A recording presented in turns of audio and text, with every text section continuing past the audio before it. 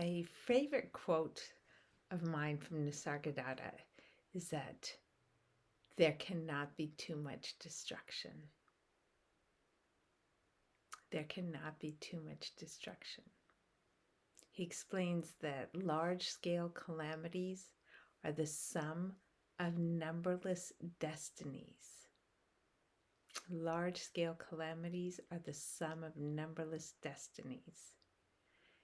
And that the calamity is not of the deaths. The calamity is of the killers.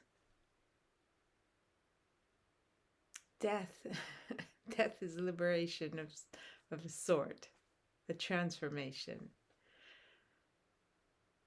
The killer is the one carrying the calamity.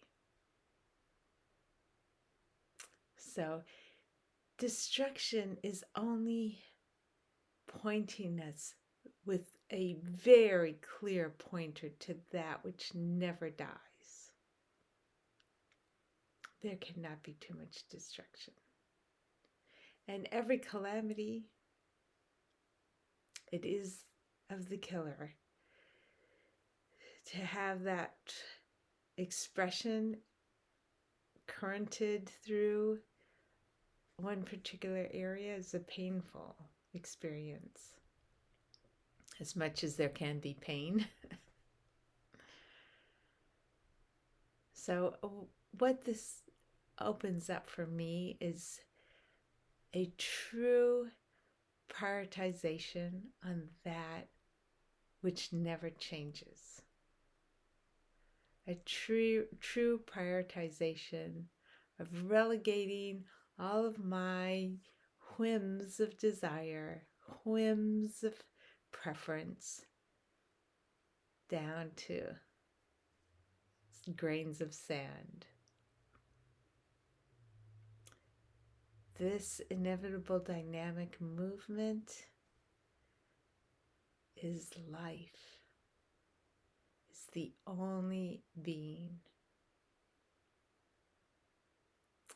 So how does that affect my life, right? How do I walk in life knowing and living, remembering that this that we are is never destroyed, and there cannot be too much destruction of all else?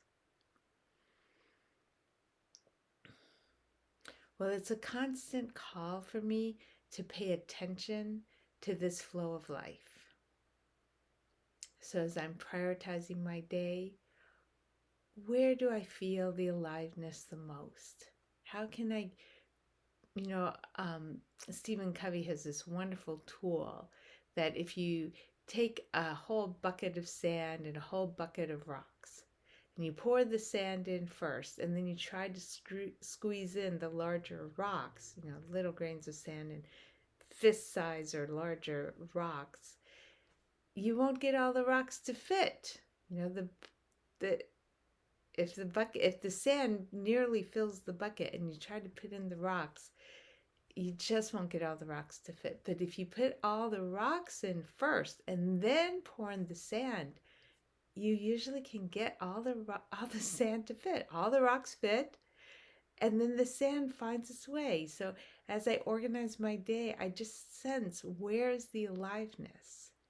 And how can I make sure that's the big blocks of my time?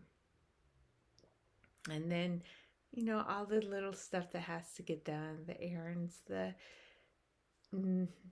maintenance of life, just fill those in.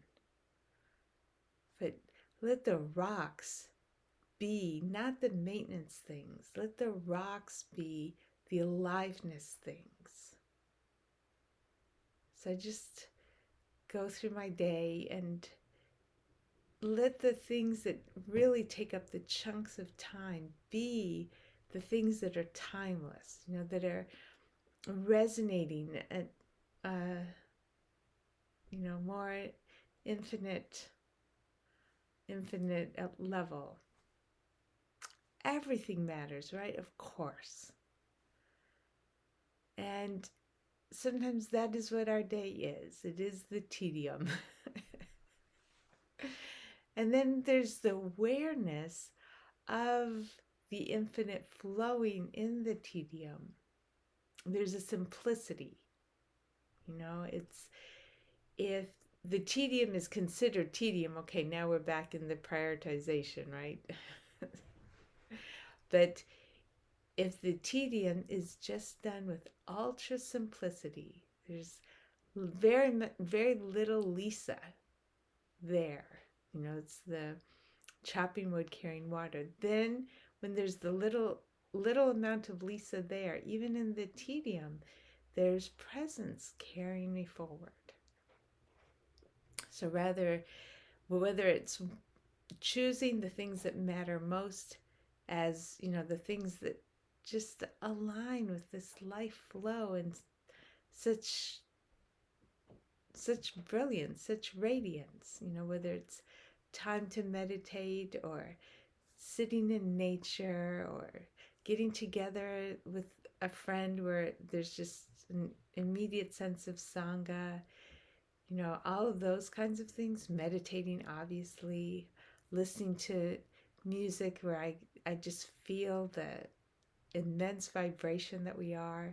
Any of those things can be the big rocks. And then in the moments of sand, many moments of sand there may be of life maintenance, there's less of the duty, that's a Lisa characteristic, less of the obligation, less of the attachment to outcome. All of those things just get it all murked up with Lisa identity. Instead, there's a simplicity to it, a breathing as natural as the breath.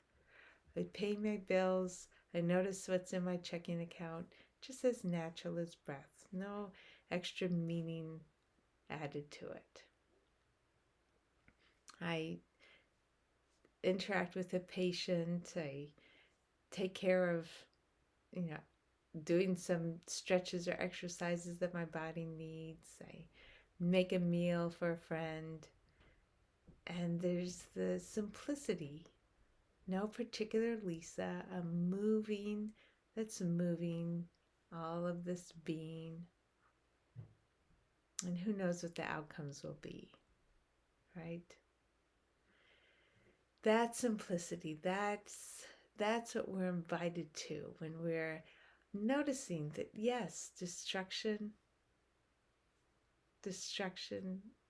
is inevitable. Decay and destruction is inevitable. There cannot be too much. All goes into destruction, whether it's quickly or slowly. There cannot be too much destruction. And if there's any sense of calamity, it's simply a compassion for the killer. Simply a compassion for the tyrant. Simply a compassion for those apparently attached to power. They are this that we are too. And for whatever reason, their role is, one that can feel more painful, can feel more limited, can feel more desperate. Doesn't have to be. They can they can notice equally this infinite that we are, all of us. But usually in those moments there's a lot of constriction. And so there's a compassion for the powerful and tyrant or whatever. And a welcoming of the simplicity. So enjoy.